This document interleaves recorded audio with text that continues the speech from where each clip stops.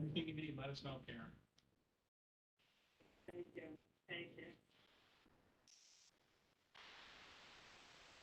Kind of like a fan of these remote calls and everything. Cars, something. See them in their car, driving with their camera on it. See the road going by. Sign of the time. Okay, we want to welcome everyone to the May 12th meeting of Metroplex Board. For those of you members of the public not be watching, welcome. We're those of us who are full members have joined us in person tonight. It's great to see them after this long pandemic year. Everyone's been vaccinated. We're had proper social distancing protocols are in place. And then we have a number of board members who are joining us by phone. If you do want to make a motion or speak, please start by identifying yourself. Like say, Todd, I'll second or I'll make the motion, and any comments that you have. So thank you. The first item on our agenda tonight is the approval of the minutes of the April 14th meeting. May I have a motion? Neil, seconded by Sharon. Any discussion, corrections, changes, errors?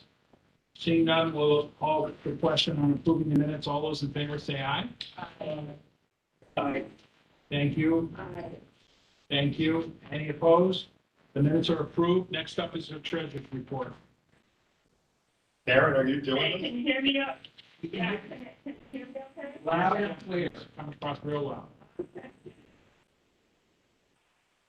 So, through April, the total income of a number of $2,730,098. Their total operating expense, $379,659. We have cash on hand and equivalent of $4,822,095. State that this is phenomenal coming out of the pandemic. This is a really good cash position for us to be in. And our pre-development report, we have available balance of $285,154. So I want to commend the staff and Maureen and Jamie and everybody for phenomenal job with this in a very difficult financial time.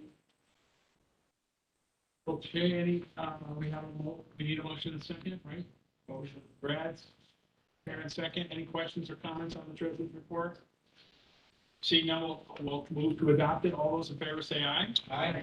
Any opposed? Thank you. We have four projects or resolutions to approve this evening or to consider.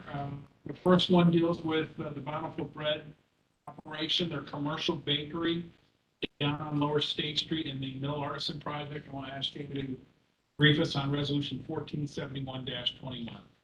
Thank you, Ray. It's not been a secret that Bountiful Bread's plans for moving into the Mill Artisan District project, along with their companion business, Annabelle's Pizza, which has been open for a while. Bountiful Bread is now in the hiring process, so the cafe will be opening up shortly. And as Ray said, the real focus of our involvement with this project is their commercial bakery and all the production they do. I mean, Ray and I certainly have been in that building many times during the whole construction phase. I was in there just a few weeks ago, and it's just amazing how much space that is dedicated to Bountiful Bread and their bakery. It's a little over 10,000 square feet altogether. Bakery's in operation. People come in at 3 o'clock in the morning and start doing work. Obviously, they're baking for Bountiful Bread, but they have lots of other customers as well. And you'll see from the project plan that they've made a huge investment of $2.5 million into all the space. Metroplex's participation is a $65,000 grant, and in the write-up, you'll see that there's an extensive amount of equipment that had to be purchased, but the focus of the project is the bakery. That's where a lot of the hiring is going to take place, and we're all looking forward to the cafe opening up shortly. Need a motion on this, Sharon? Second by Brad. I just want to make a couple of comments. We want to thank White Management, Brian White, who's president, for establishing this major operation in the Mill Artisan District. It provides baked products to a range of restaurant operations that are owned and managed by White Restaurants. This operation in downtown Schenectady, part of the bigger mill project, which is almost 100% leased at 135,000 square feet, $44 million project. What a shot in the arm to lower State Street. You know, our goal was to try to make things in this building. We're making craft beer. There's a distillery coming online. This is a major commercial bakery. We have the college training students in the brewing program. College soon to be opening their chocolate lab there to teach people the latest in dessert technology. It was a favorite of mine, which is a growing area in the culinary field. And we have apartments, and we have one of the fastest growing tech companies in the region, the Janelle Group, all part of this Mill Artisan District. Really, and we thank JT Pollard, BBL for their construction work and their expertise, and Pioneer Bank for their financing, and urge the board to move forward. Happy to answer any questions about this. 44 apartments. No, 70 people are fully leased. What's So waiting ones. What's the range? I don't know. It's market rate. They're all market rate apartments. Quite I would say a good number, probably 1,500 to 2,300, that range. yeah. And it's also a major music venue. Post-pandemic, we're really looking forward to the music and the entertainment factor. Any other questions? Again, for the folks on the phone, please feel free to join in and pipe in or ask any questions. Great project. We happy to move it. Seeing no other questions, we have a motion in a second. All those in favor say aye. Any opposed? Thank you all. Next up, we return to the ambassador program, which we're looking to start as we start to come out of this pandemic, and we'll ask Jamie to give us an update on the ambassadors. Right, after a long pause because of the pandemic, we are talking to city mission again, and honestly, we're falling a little bit behind as there's more activity in downtown Schenectady, but both MVP Healthcare, Marshall, and Sterling have been contributing to the city mission to get the ambassadors up and running again. And Neil raised his hand, so I'm sure the goal of the foundation is well. And so we are looking to sort of keep them running, get a larger area. As you know, there's so much going on in the eating and drinking establishments, certainly on State Street, on Broadway. But our participation is much less than it has been in recent years. It would be a grant of $38,500 through the rest of the year. And as you know, it's really a workforce training program. Mike Sakosha is bringing back some of the people who've been here before, plus some of the newbies that are here. And they're going to be patrolling the area from Lafayette Street all the way down to the Frog Alley. And we would expect as more people are coming into downtown, as things get busier, we certainly see it with parking, that having the ambassadors out is a good thing, and it's always a prelude to Proctor's opening later in the year. Great. Green motion on this? So moved. Neil, thank you. Sharon, second. This is an award-winning program. Mike Sakosha, everyone knows, does a fantastic job at the mission. Just one of the most dedicated, qualified, confident people, exceptional person.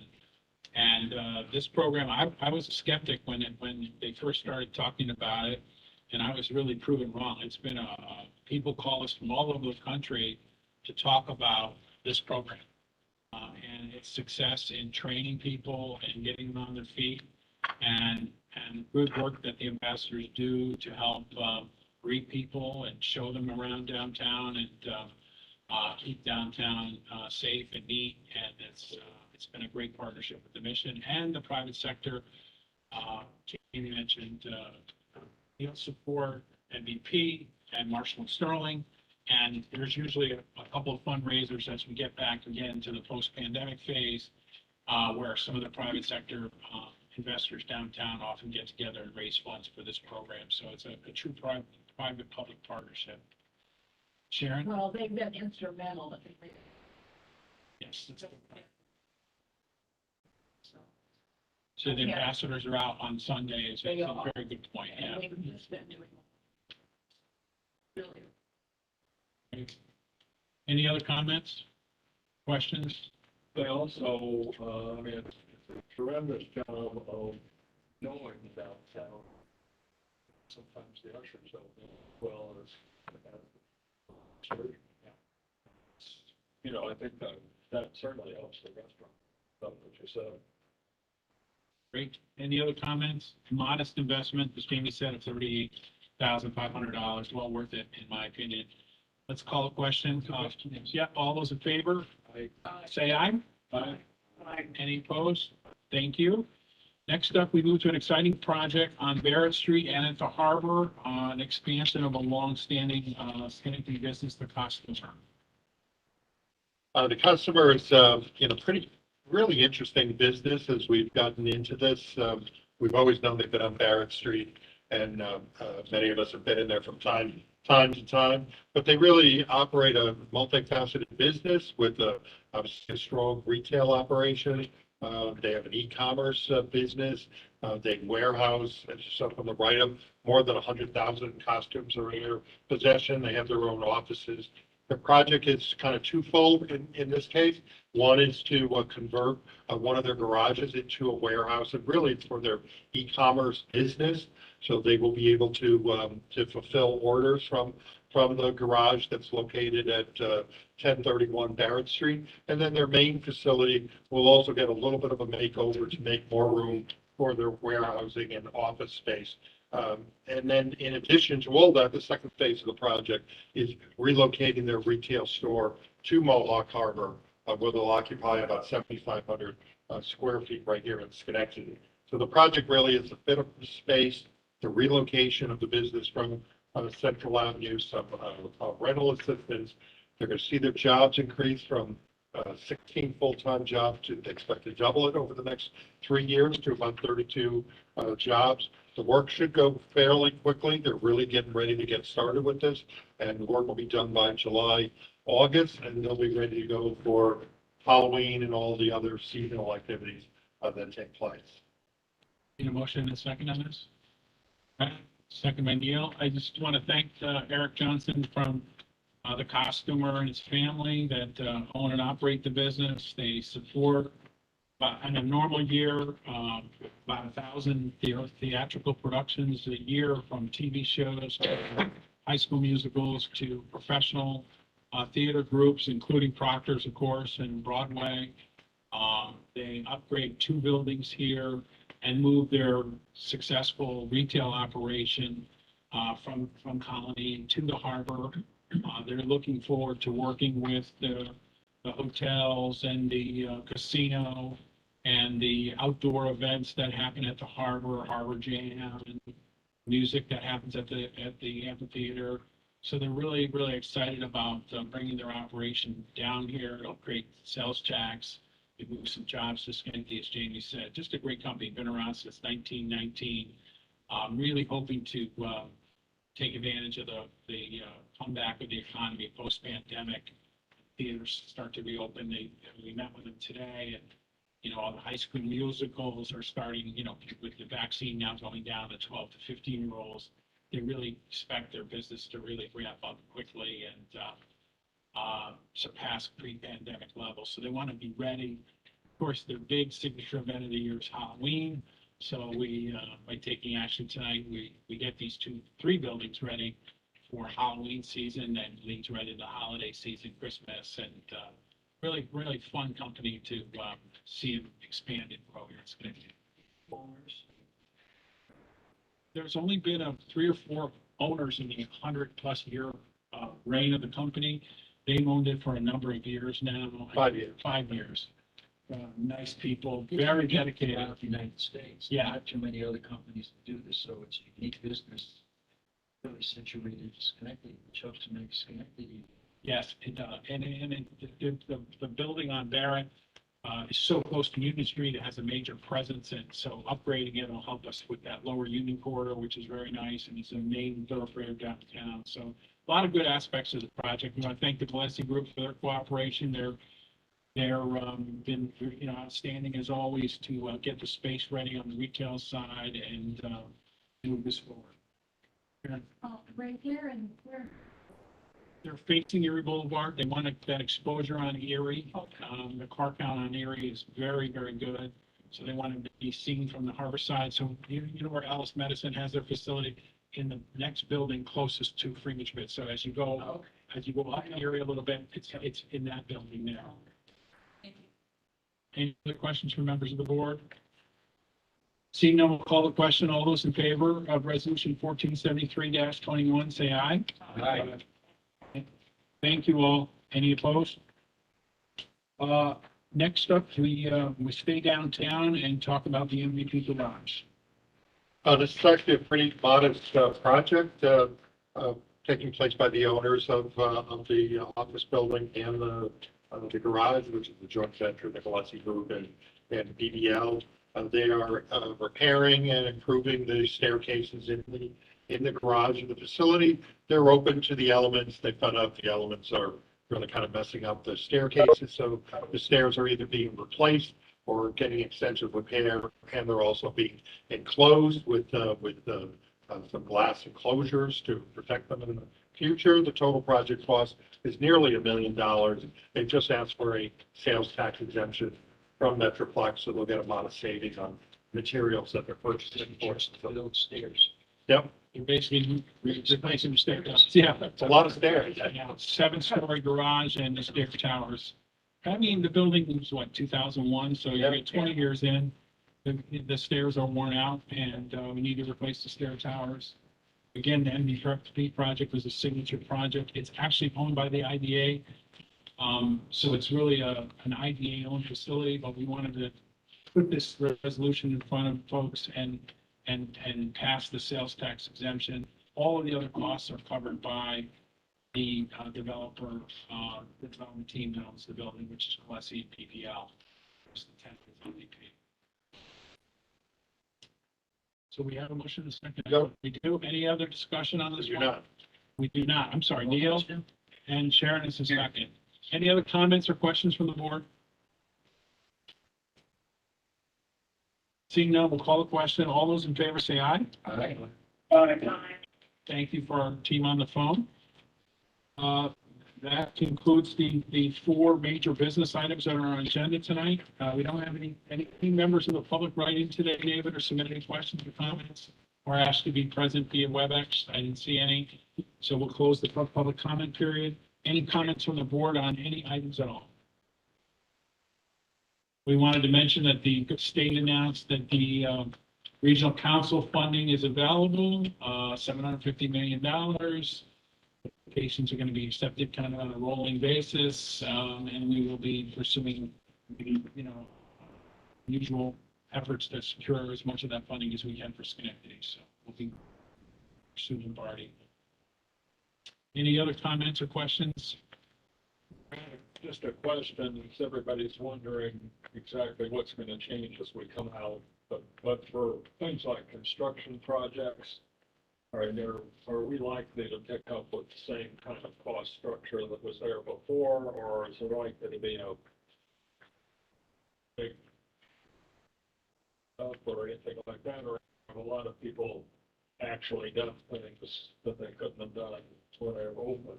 In other words, do we think that the projects that are going to be done that are have the same economics that they would have before?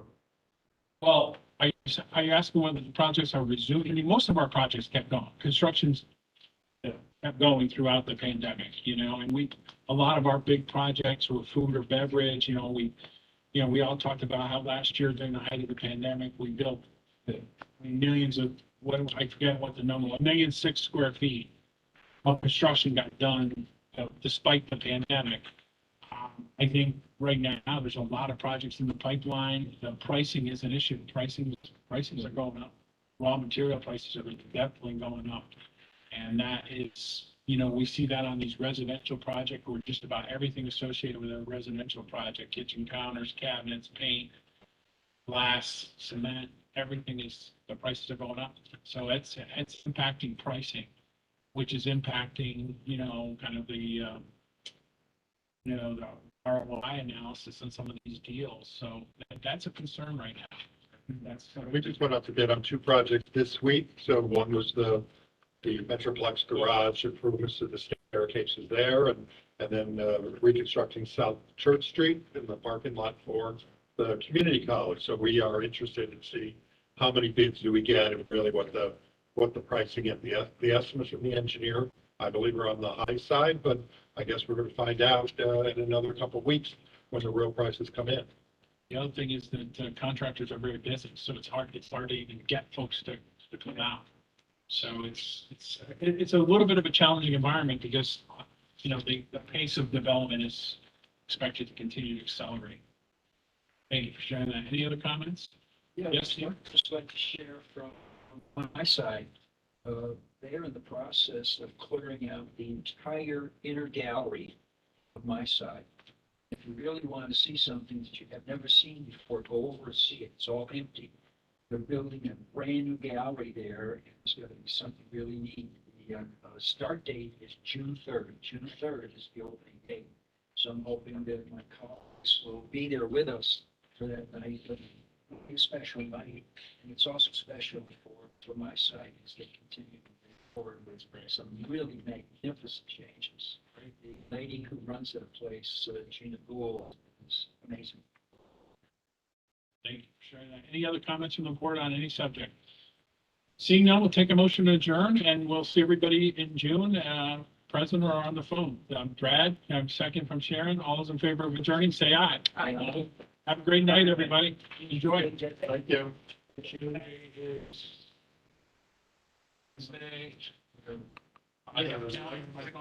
You know, it's interesting on project class. One of the things I've said, things about Schenectady, Good night, Jamie's right. Schenectady's become a center of engineering.